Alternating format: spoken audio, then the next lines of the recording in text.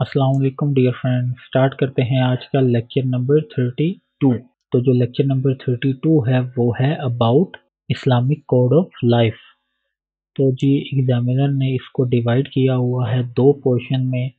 जो first portion है वो है about salient features of the Islamic system, जिसमें सोशल सिस्टम है, पॉलिटिकल सिस्टम है, इकोनॉमिक सिस्टम है, जुडिशियल सिस्टम है और एडमिनिस्ट्रेटिव सिस्टम है। और जो सेकंड सेक्शन है उसमें प्रोसीजर ऑफ इजमा और इज्तिहाद का कहा गया है। तो मोस्ट इम्पोर्टेंट और मोस्ट रिपीटेड जो इन सेक्शंस में से टॉपिक्स हैं वो प्रोसीजर ऑफ इज्तिमा और इज्तिहाद है।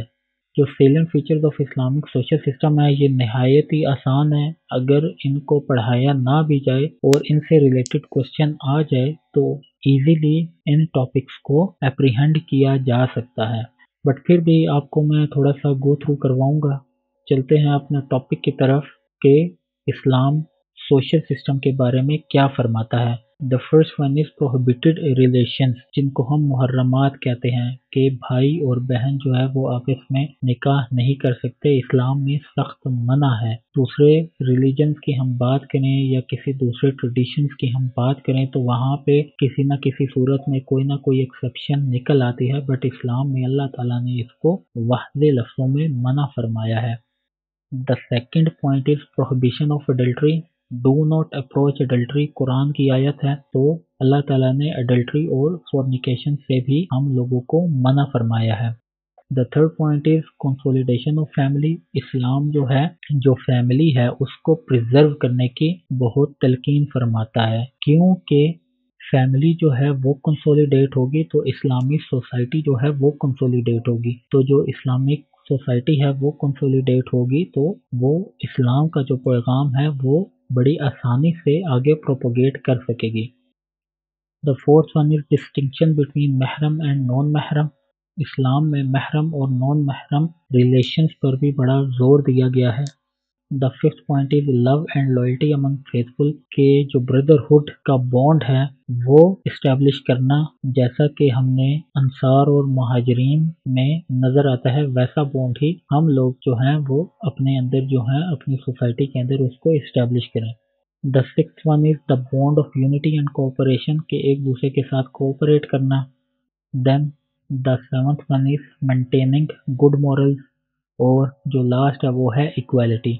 इसके अलावा भी सोशल सिस्टम्स ऑफ इस्लाम के बहुत सारे सेलियंट फीचर्स हैं। आई डोंट थिंक कि मुझे इसको कोई अच्छे तरीके से कवर कराने की ज़रूरत है, क्योंकि ये ऐसी चीज़ें हैं अगर आप थोड़ा सा जहन लड़ाएं तो हम ये चीज़ें जो है वो पढ़ चुके हैं पहले। आपने जस्ट उन चीज़ों को याद करना है और यहाँ पर फिट करना है। जैसा कि में हम एग्जांपल लें, जो bond of unity and cooperation है, हमने ह्यूमन राइट्स में पढ़ा था the right to cooperate and not to cooperation.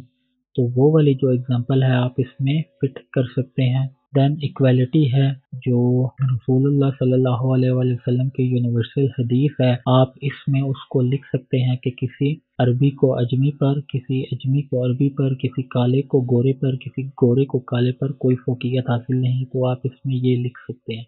तो ये चीज़ें जो हैं वो पहले से क्लियर हैं, और जो इस्लामिक सोशल सिस्टम है उसकी यही खसूसियात हैं। ये 7-8 पॉइंट हैं वो एनफ हैं। तो अगर आते हैं तो आप इनको आई थिंक के ईजीली लिख सकते हैं। देन अगर हम इस्लामिक जुडिशल सिस्टम की बात करें तो 4 डिवीजन्स में जो इस्लामिक जुडिशल सिस्टम है वो कंपोज हुआ है। द फर्स्ट वन इज हदूद, rights of Allah, fix punishment. इसका मतलब है कि हदूद वो लॉ है जिसकी जो पनिशमेंट्स हैं अल्लाह ताला ने बता दी हैं, जिसमें फोर्निकेशन है, एडल्ट्री है, कोई वाइन कंज्यूम करता है मुसलमान, तो ये सारी जो पनिशमेंट्स हैं अल्लाह ताला ने इन चीज़ को फिक्स कर दिया है। तो इसमें जो इंसान है वो कोई किसी किस्म की लेजिस्लेशन नहीं कर सकता। तो इन चीज़ों को जो है मैं क्रिमिनोलॉजी के पेपर में बड़ी डिटेल से कवर करवाऊंगा, इस वजह से मैंने यहाँ पर उसे पूरे तरीके से नहीं लिखा, क्योंकि क्रिमिनोलॉजी का जो फर्स्ट सेक्शन है उसमें एक अच्छा खासा टॉपिक है इस्लामिक जुडिशल सिस्टम से रिलेटेड, तो वहीं पे जो है मैं इसको कवर करवाऊंगा। बट यहाँ के लिए आपको थोड़ी सी मैं हिंट देता हूँ। तो फर्स्ट वन है हदूद, کہ ان کی جو اگر کوئی حدود کراس کرتا ہے جو اللہ تعالیٰ نے اس کی پنشمنٹ لکھی ہیں تو وہی پنشمنٹ جو ہے وہ بندے کو دی جائیں گی۔ دین ہے تعزیرات ہے، اس کی کوئی فکس پنشمنٹ نہیں ہے، یہ اگر کوئی بندہ کوئی کرائم کرتا ہے تو اس کرائم کی نیچر کے مطابق اس کو پنش کیا جائے گا۔ یہ جو ہے اسٹیٹ کی اتھارٹی ہے، ڈسکریشن ہے کہ وہ کس قسم کی وائلیشن کے لیے کون سی جو پنشمنٹ ہے وہ انٹروڈیوس کرواتا ہے، لیکن حدود کی جو پنشمنٹس ہیں وہ فکس ہیں کہ جیسے اگر کوئی انسان جو ہے وہ اڈلٹری کرتا ہے یا فورنیکیشن کا مرتکب ہوتا ہے دین اسے 100 کوڑے جو ہیں وہ لگائے جائیں گے۔ بٹ تعزیرات میں اگر ہم اسی کیس کو لے کے چلیں تو جو اسٹیٹ ہے وہ پھر ڈیسائیڈ کرے گی کہ اس چیز کی پنشمنٹ کیا ہے۔ دین دا تھرڈ ون از قصاص ہے، equal punishment for the crime committed, an eye for an eye, اس کا قصاص کا یہی کنسیپٹ ہے۔ دین the last one is that compensation payable to the victim اور دیئر ہائرز، کہ اگر کسی سے کوئی مرڈر ہو جاتا ہے یا کوئی انسان کسی کو کسی قسم کی تکلیف دکھ پہنچاتا ہے دین اس کی کمپنسیشن ہے، وہ کمپنسیشن جو ہے وہ پیسوں کے عوض بھی ہو سکتی ہے، وہ کسی اور چیز کے بدلے بھی ہو سکتی ہے۔ دین اگر ہم اسلام کا پولیٹیکل سسٹم دیکھیں، اس کی بھی آپ ٹینشن نہ لیں جو اسلامک پولیٹیکل سسٹم ہے، کیونکہ میں لیکچرز اپلوڈ کروں گا regarding political science paper 1 and paper 2، تو اس میں جو پیپر 1 ہے اس میں میں ڈیٹیل سے جو اسلامک فلاسفرز ہیں ان کو کور کرواؤں گا، اور اسلام کا جو پولیٹیکل سسٹم ہے اس کو بھی کور کرواؤں گا، اور دیکھیں گے کہ اسلام کا پولیٹیکل سسٹم کن کن بیسس پر کھڑا ہے۔ تو اگر ہم اسلام کا پولیٹیکل سسٹم صرف اور صرف اسلامیات کے حوالے سے دیکھیں تو اس میں یہ ہے کہ ہم نے جو گورنمنٹ ہے یا اپنے اوپر جو رولر رول کروانے ہیں ہم نے، تو ان کی سلیکشن کیسے ہوگی، تو ہمارے پاس سب سے بہترین جو اگزامپل ہے وہ ان دا فارم آف خلفائے راشدین ہے۔ تو دیکھتے ہیں جی حضرت ابو بکر رضی اللہ عنہ کی نومینیشن کیسے ہوئی تھی، تو اس کو میں نے لاسٹ لیکچر میں ہی آپ کو بتایا تھا کہ حضرت عمر رضی اللہ عنہ نے نومینیٹ کیا تھا۔ کیوں نومینیٹ کیا تھا؟ تو اس کی یہ وجہ تھی کہ جب رسول اللہ صلی اللہ علیہ وآلہ وسلم رحلت سے چند دن پہلے، چند روز پہلے جب فجر کی نماز کے لیے آئے تو انہوں نے فجر کی نماز ادا کرنے کے لیے حضرت ابو بکر رضی اللہ عنہ کو کہا کہ آپ جو ہیں وہ امامت کروائیں۔ ویسے تو رسول اللہ صلی اللہ علیہ وآلہ وسلم ہی امامت کرواتے تھے، بٹ یہ ایک قسم کا ہنٹ تھا کہ میرے بعد جو ہے وہ حضرت ابو بکر رضی اللہ عنہ ہیں، انہوں نے اس قوم کی بھاگ دوڑ سنبھالنی ہے۔ جب رسول اللہ صلی اللہ علیہ وآلہ وسلم کا انتقال ہوا تو حضرت عمر رضی اللہ عنہ نے حضرت ابو بکر رضی اللہ عنہ کو نومینیٹ کیا، تو ہمارے پاس یہ نومینیشن کا بھی ایک طریقہ موجود ہے۔ دین جو سیکنڈ ہے حضرت عمر رضی اللہ عنہ کی nomination to the position of خلیفہ، وہ ایسی ہے کہ حضرت ابو بکر رضی اللہ عنہ نے حضرت عمر کو نومینیٹ کیا تھا، بٹ کنسلٹیشن کے تھرو بھی یہ نومینیشن ہوئی تھی۔ دین حضرت عثمان رضی اللہ عنہ کی جو نومینیشن ہے وہ کیسی ہوئی تھی؟ ایک کمیٹی بنائی گئی تھی جس میں سے 6 لوگ تھے، تو ان 6 لوگوں میں سے جو ہے وہ حضرت عثمان رضی اللہ عنہ کو نومینیٹ کیا گیا تھا۔ اس میں حضرت طلحہ، حضرت زبیر رضی اللہ عنہ بھی شامل تھے، حضرت علی کا نام بھی شامل تھا، لیکن اس میں حضرت عثمان رضی اللہ عنہ کو نومینیٹ کیا گیا۔ اب میں ان تمام چیزوں کی وہ نیچر میں نہیں جاؤں گا کہ کیسے کیا، کیا معاملات ہوئے، کیا باتیں ہوئیں ان تینوں نومینیشنز میں، کیونکہ یہ پیپر سے ریلیٹڈ جو ہے وہ امپورٹنٹ نہیں ہے۔ تو جو حضرت علی رضی اللہ عنہ کی نومینیشن کیسے ہوئی کہ لوگوں نے ان کو الیکٹ کیا تھا۔ جب حضرت عثمان رضی اللہ عنہ کی شہادت ہوئی تو ایک پاور ویکیوم جو ہے وہ کریٹ ہوا اور لوگوں کو کسی اور پر اعتبار نہیں رہا، تو انہوں نے دین حضرت علی رضی اللہ عنہ کو اپروچ کیا کہ آپ جو ہیں ہم لوگوں کی امامت کروائیں یا جو قوم ہے اس کو ایک لائن پر اکٹھا کریں۔ یہ 4 طریقے ہیں ہمارے پاس کہ اسلام کا جو پولیٹیکل سسٹم ہے وہ کیسے ورک کرتا ہے، یا جو نومینیشن ہے وہ کیسے ہونی چاہیے۔ باقی جو ہے وہ اتنا ایشو نہیں ہے، میں ان کو انشاءاللہ جو پولیٹیکل سائنس ہے اس کے پیپر 1 میں ڈیٹیل سے اسلامک پولیٹیکل سسٹم اور جو سوشل سسٹم ہے، دین جو جسٹس سسٹم ہے اس کو کرمنالوجی میں، اور اکنامک سسٹم ہے اس کو میں یہیں پہ ہی کور کرواؤں گا۔ اچھا جی، اپنے نیکسٹ ٹاپک پر آتے ہیں، موسٹ امپورٹنٹ ٹاپک کہ اجماع کیا ہے۔ اجماع is the primary source of law. It means determination or consensus. The society which was established by the Holy Quran and the Sunnah is the living society, so Allah Almighty gave sanction to the consensus of the Muslims to meet the arising needs of the time. اجماع بھی ایک source of لا ہے، اس کا مطلب simple سی اگر میں آپ کو ڈیفینیشن بتاؤں اس کی، جو اسلامک سوسائٹی ہے وہ ایوالو ہو رہی ہے، اور جب اسلامک سوسائٹی جو ہے وہ ایوالو ہو رہی ہے تو اس کو درپیش چیلنجز کا سامنا کرنا پڑتا ہے۔ تو جب اس میں کوئی نئی امینڈمنٹ لانی ہوتی ہے، کیونکہ آئے دن جو ہے وہ سینیریو جو ہیں وہ چینج ہو رہے ہیں، دین جو اجماع ہے اس کو خاطر میں لایا جاتا ہے۔ اجماع کو ہم کہتے ہیں کنسنسس، کہ لوگ جو ہیں یا مسلم اسکالر جو ہیں وہ اکٹھا ہوتے ہیں اور جو ابھرتی ہوئی پرابلمز ہوتی ہیں ان کو ٹیکل کرنے کی کوشش کرتے ہیں under the teachings of holy Quran and سنہ۔ تو جی میننگ اور ڈیفینیشن آف اجماع کیا ہے؟ اجماع is the verbal noun of the Arabic word اجامہ، it is used in two senses, determination and resolution agreed upon the matter, کہ آپ ڈیٹرمیننٹ رہیں کسی چیز پر، کسی چیز کے مسئلے کے حل کے لیے آپ اس پر ڈیٹرمیننٹ رہیں اور اس کا سولوشن نکالیں۔ اور جو سیکنڈ پوائنٹ ہے وہ یہ ہے کہ اکٹھے ہونا کسی میٹر پہ۔ اچھا جی، جو ڈیفینیشن آف اجماع ہے وہ کیا ہے؟ اجماع is defined as the agreement of the jurist among the followers of the Mohammedan in a particular age on a question of law. جو اجماع ہے وہ ایک کنسنسس ہوتا ہے امنگ دا امہ آف رسول اللہ صلی اللہ علیہ وآلہ وسلم ان اے پرٹیکولر ایج، کہ کسی پرٹیکولر ٹائم پہ آن اے کوسچن آف لا۔ اچھا جی، let's discuss the importance of اجماع ان دا لائٹ آف قرآن، کہ قرآن میں اجماع کا کیا کنسپٹ دیا گیا ہے۔ The first one is if you have differed Umang any thing then refer it to اللہ، جو بک ہے، اینڈ ہز میسنجر۔ اچھا جی، اگر رسول اللہ صلی اللہ علیہ وآلہ وسلم کی جو امت ہے وہ کسی چیز پہ اختلاف رائے رکھتی ہے ایک دوسرے سے، یا کوئی نیا مسئلہ جو ہے وہ جنم لیتا ہے، دین انہیں جو نیا مسئلہ ہے اس کا سولوشن کہاں سے ڈھونڈنا ہے؟ اللہ کی بتائی ہوئی تعلیمات جو کہ قرآن ہے، اور رسول اللہ صلی اللہ علیہ وآلہ وسلم کی تعلیمات جو کہ حدیث ہیں۔ The second thing is whoever obey Prophet peace be upon him he indirectly obeyed Allah، کہ جو رسول اللہ صلی اللہ علیہ وآلہ وسلم کی اطاعت کرتا ہے وہ اللہ کی اطاعت کرتا ہے۔ اگر سنہ کی روشنی میں دیکھیں، پروفٹ محمد صلی اللہ علیہ وآلہ وسلم said my people will never agree on erroneous thing، کسی غلط چیز پہ میری امت جو ہے وہ کبھی بھی ایگری نہیں ہوگی۔ مطلب کہ اگر کسی چیز میں جو مسلم جورسٹ ہیں وہ کنسلٹیشن سے کام لیں تو مسلمانوں میں کبھی کوئی اختلاف پیدا نہیں ہو سکتا۔ اجماع کی جو بیسز ہیں وہ کیا ہیں؟ ہم اجماع کہاں سے لے سکتے ہیں؟ ہم قرآنک ٹیچنگ سے لے سکتے ہیں، حدیث سے لے سکتے ہیں، اور انالوجی سے لے سکتے ہیں۔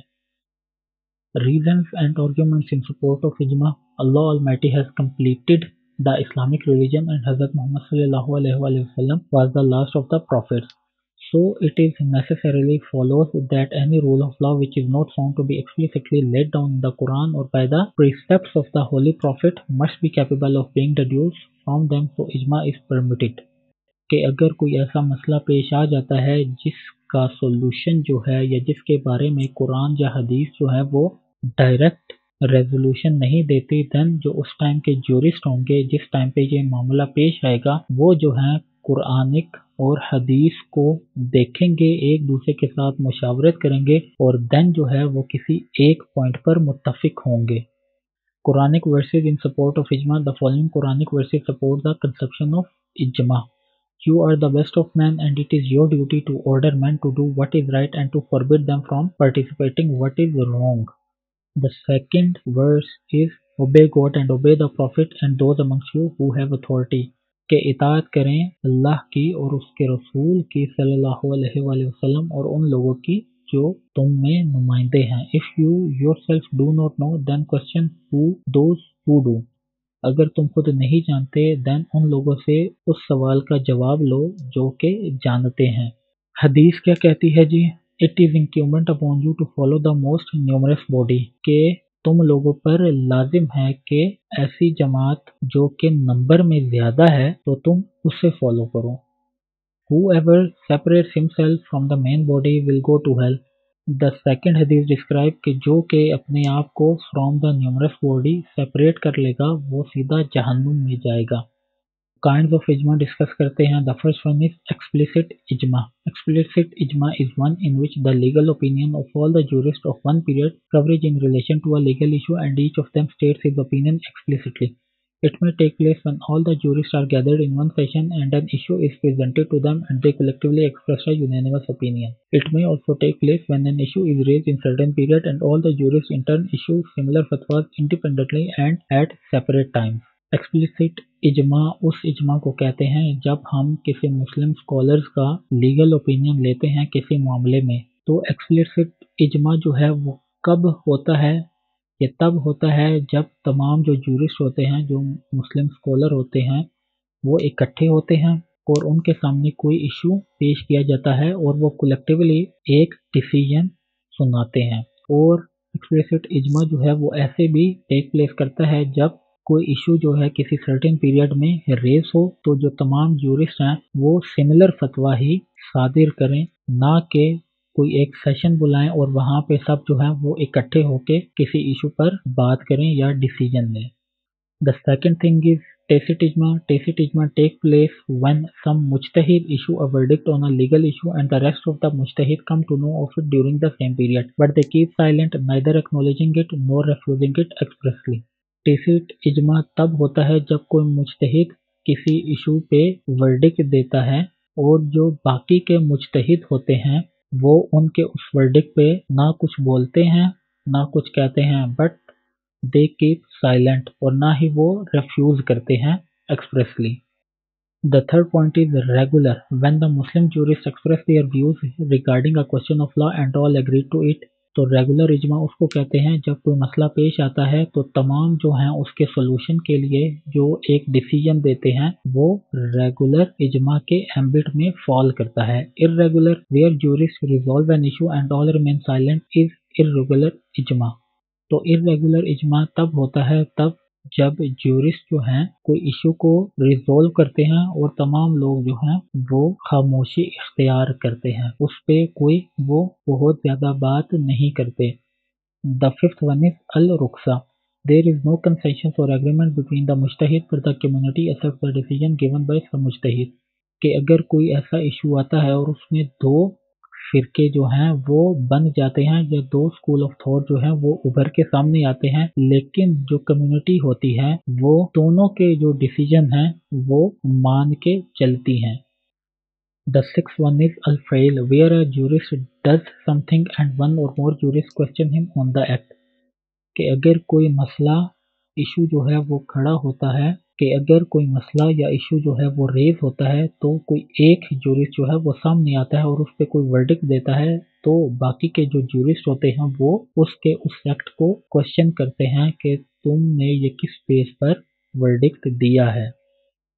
इजमा जो है वो कौन लोग कर सकते हैं? ओनली मुस्लिम मुजतहिद और jurist can perform इजमा। He must poses the following qualification.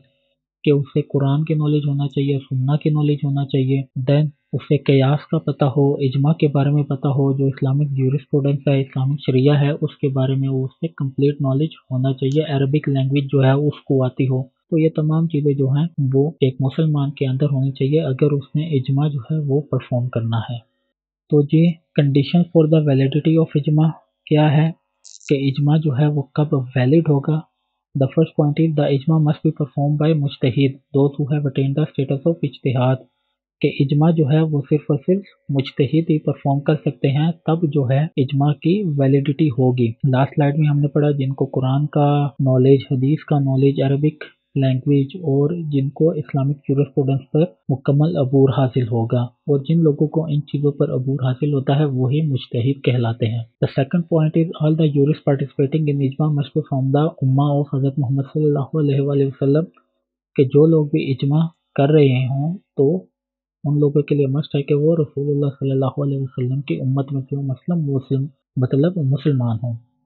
The third point is the ijma must have taken place after the death of the Holy Prophet सल्लल्लाहु अलैहि वसल्लम। तो इजमा जो है वो तब होगा जब रसूलुल्लाह सल्लल्लाहु अलैहि वसल्लम इस दुनिया से तशरीफ ले जाएंगे, क्योंकि जब रसूलुल्लाह सल्लल्लाहु अलैहि वसल्लम होते थे तो इजमा की ज़रूरत नहीं पड़ती थी। तो कोई इशू रेज होता था तो अल्लाह ताला खुद ही कोई हुक्म जो है वो सादिर फरमा देते थे, बट रसूलुल्लाह सल्लल्लाहु अलैहि वसल्लम जैसे हमने देखा पब्लिक एड में कि वो अपने कंपेनियन से मुशावरत किया करते थे जनरल और प्राइवेट मैटर्स में।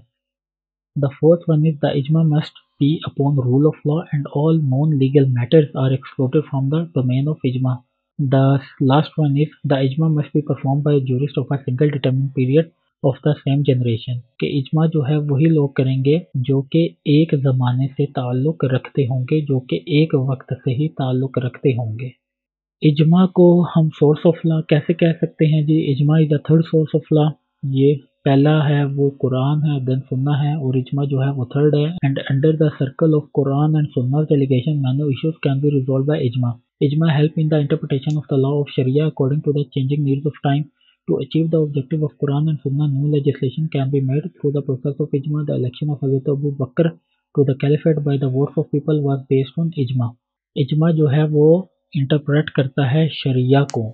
تو اگر میں آپ کو کوئی اگزامپل دوں، اگر قرآن میں آیا ہے کہ کوئی جو مسلمان ہے وہ وائن جو ہے یا کوئی ایسا نشہ جو ہے وہ کنزیوم کرتا ہے، پرٹیکولر نشہ سمجھ لے وائن کنزیوم کرتا ہے، دین اس کے لیے یہ حکم ہے کہ اس کو 80 کوڑے مارے جائیں گے، یا اس کی جو پنشمنٹ ہے وہ کیسی ہوگی، تو وہ قرآن نے جو ہے وہ ڈٹرمائن کر دی ہے۔ لیکن آج کل جو ہے وہ مختلف قسم کے جو ٹاکسیکیشنز ہے وہ مارکیٹ میں آ گئی ہیں، تو اجماع جو کرتے ہیں دین وہ دیکھتے ہیں اس چیز کی نیچر کو اور پھر اس کے مطابق جو ہے وہ اپنا ورڈکٹ دیتے ہیں۔ اجماع کے تھرو جو ہے وہ نئی لیجسلیشن جو ہیں وہ پھر قیام میں آتی ہیں۔ ہم نے دیکھا کہ حضرت ابو بکر رضی اللہ عنہ کو جب خلافت کا عہدہ ملا تو وہ بھی اجماع پر ہی بیس کرتا تھا، تو پہلی اجماع جو ہے وہ اسی ٹائم پر ہوئی جب حضرت ابو بکر رضی اللہ عنہ کو نومینیٹ کیا گیا ایز اے کیلف۔ تو اجماع and the western concept of opinion predentium. Opinion predentium, which means the opinion and decision of lawyer, is the parallel concept of ijma in Western society. Western society میں یہ concept ہے opinion predentium کا کہ وہاں پہ اگر کوئی بھی ایشو ریز ہوتا ہے تو وہاں کے جو پرٹیکولر لائرز ہوتے ہیں اس ایج کے، تو اس ایشو کو ٹیکل کرنے کے لیے وہ اپنا کوئی ورڈکٹ یا اوپینین دیتے ہیں۔ In Roman law the lawyers were empowered to give opinion by emperors. Roman law میں جو وہاں کے لائرز تھے ان کو یہ حق تھا یا ان کی ذمہ داری تھی کہ وہ جو ایمپرر ہوتے تھے ان کو اوپینین پاس کرتے تھے۔ with the passage of time such opinions became part of their legal system. However, the concept of ijma has a wider scope than the concept of opinion predentium.